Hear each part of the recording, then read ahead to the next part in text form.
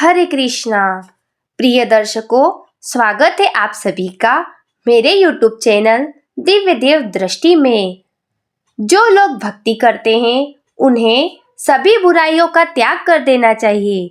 सच्चा भक्त कभी भी किसी लोभ में नहीं फंसता। भक्ति करते समय मन शांत रहना चाहिए और सभी तरह के बुरे विचारों से बचना चाहिए। जो लोग इस बात का ध्यान रखते हैं उन्हें भगवान की कृपा मिलती है। इस संबंध में एक लोक कथा प्रचलित है। कथा के अनुसार पुराने समय में दो संत एक साथ रहते थे। दोनों की भक्ति का तरीका अलग अलग था। एक संत दिन भर तपस्या और मंत्र जाप करते रहता था, जबकि दूसरा संत रोज सुबह शाम पहले भगवान को भोग लगाता और फिर खुद भोजन करता था। एक दिन दोनों के बीच झगड़ा होने लगा कि बड़ा संत कौन है। इस दौरान वहां नारद मुनि पहुंच गए। नारद ने दोनों संतों से पूछा कि किस बात के लिए लड़ाई कर रहे हैं। संतों ने बताया कि हम ये तय नहीं कर पा रहे हैं कि दोनों में बड़ा संत कौन है। नारद ने कहा कि ये तो छोटी सी बात है, इसका फैसला मैं कल कर दूंगा। अगले दिन नारद मुनि ने मंदिर में दोनों संतों की जगह के पास हीरे की एक एक अंगूठी रख दी। पहले तप करने वाला संत वहां पहुंचा। उसने एक अंगूठी देखी और चुपचाप उसे अपने आसन के नीचे छिपाकर मंत्र जाप करने लगा।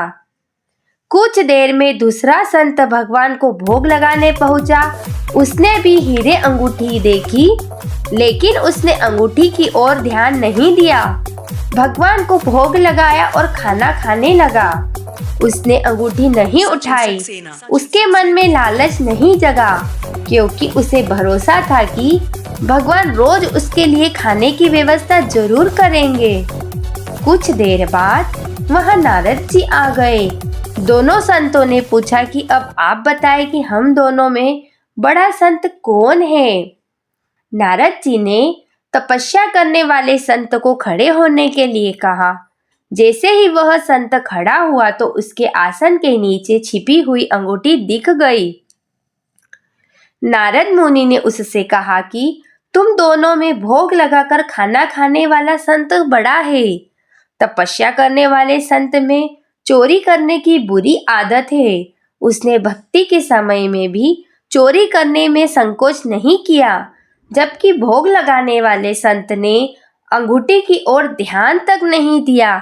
इस कारण वही संत बड़ा है।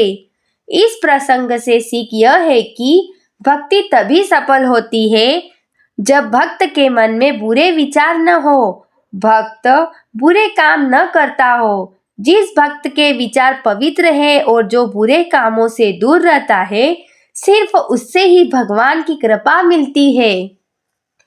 प्रिय दर्शकों, अगर आपको यह कहानी पसंद आई हो तो हमारे YouTube चैनल दिव्य देव दृष्टि को सब्सक्राइब जरूर करें। साथ ही बेल आइकन को भी दबाएं, जिससे आपको आने वाली ऐसी सुंदर सुंदर कहानियों के नोटिफिकेशन मिलते रहें। जय श्री कृष्ण।